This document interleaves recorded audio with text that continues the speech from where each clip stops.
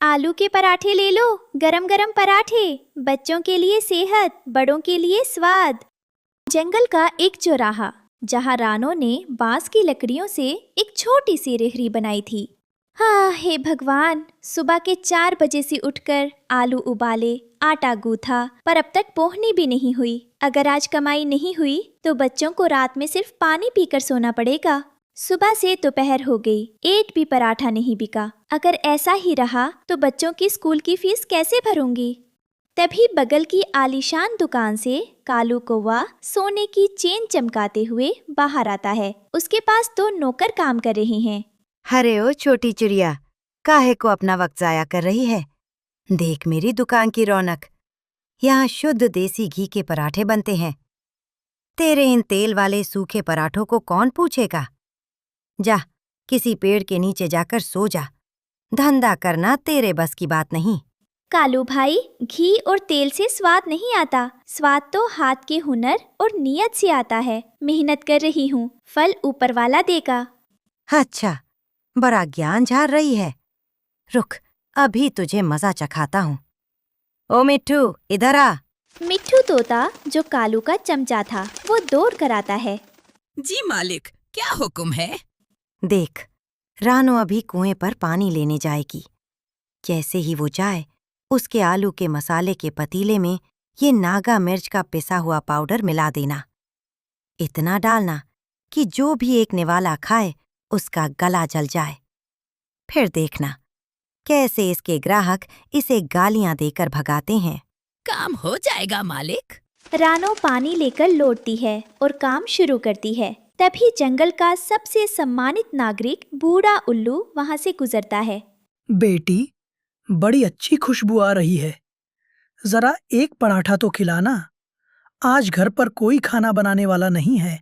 जरूर काता, अभी गर्मा गर्म बनाती हूँ। रानो ने अनजाने में वही मिर्च वाला मसाला भरा और पराठा सेक दिया। उल्लू जी ने जैसे ही पहला टुकड़ा मुंह में रखा, आह, उफ, ओहो। उनकी आंखें लाल हो गई और कान से धुआं निकलने लगा। माफ कर दो काका, पता नहीं क्या गलती हो गई। मैं भी दूसरा बनाती हूँ। ठहरो, रुको।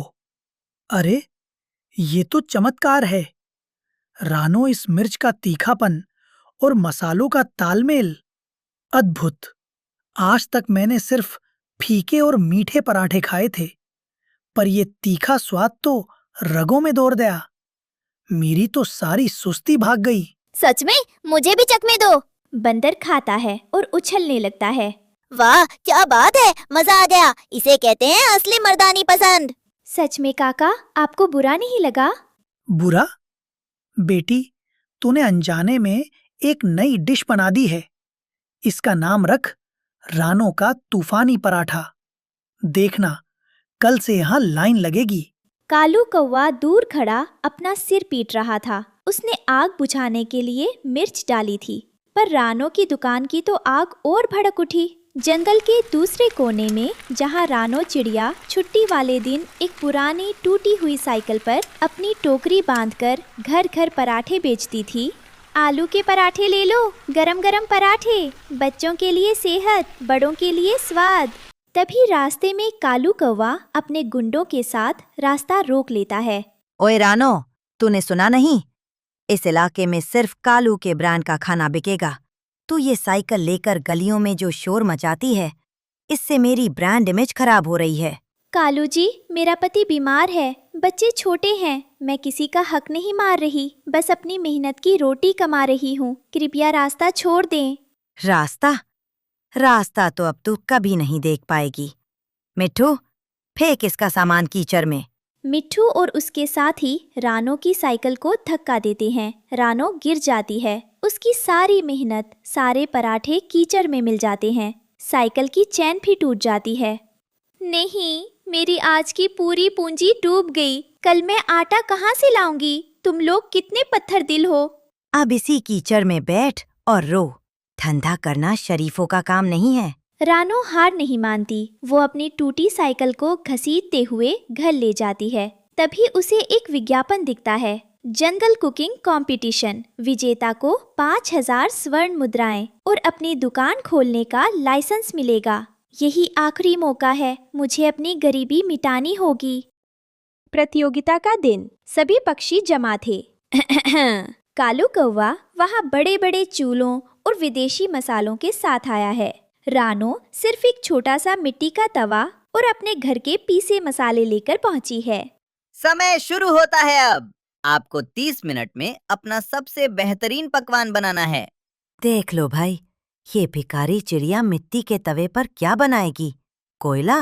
रानो ने शांत रहकर आग जलाई। उसने आलू के साथ कुछ खास जंगली जड़ी बूटियां और अनारदाना मिलाया। उसकी खुशबू पूरे मैदान में फैल गई। समय समाप्त। चलिए पहले कालू कौवा का खाना चखते हैं। ये लीजिए हुजूर, शाही मक्खन पराठा। ठीक है, पर इसमें बहुत तेल है, स्वाद भारी है। अब रानो की बारी आती है। रानो एक सादे पत्ते पर अपना पराठा पेश करती है। अविश्वसनीय। रानो, तुमने इसमें क्या डाला है? इस मिट्टी के तवे की सोंधी खुशबू और मसालों का संतुलन, ऐसा लगता है जैसे माँ के हाथ का खाना खा रहा हूँ। इसमें सादगी है, ईमानदारी है और भरपूर स्वाद है। इस प्रतियोगिता की विजेता और जंगल की नई बिजनेस क्वीन है रानो चिड़िया। कुछ समय बाद रानो ने एक बड़ा चिड़िया ढाबा खोल लिया। कालू कौवा की दुकान ग्राहकों की कमी के कारण बंद हो गई और वो अब वहाँ सफाई का काम मांग रहा था। टुनटुनी बहन, अगर उस दिन कालू ने मेरे मसाले में मिर्च न मिलाई होती तो शायद मैं कभी तूफानी पराठा नहीं बना पाती, और तो और मैं कभी प्रतियोगिता में जाने की हिम्मत नहीं जुटा पाती।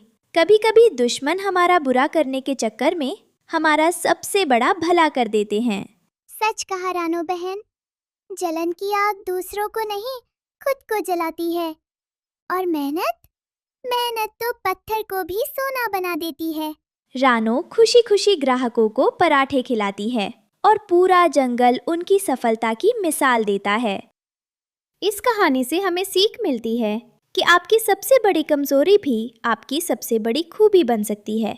बस नजरिया बदलने की जरूरत है, और ईमानदारी की मेहनत कभी बेकार नहीं जाती।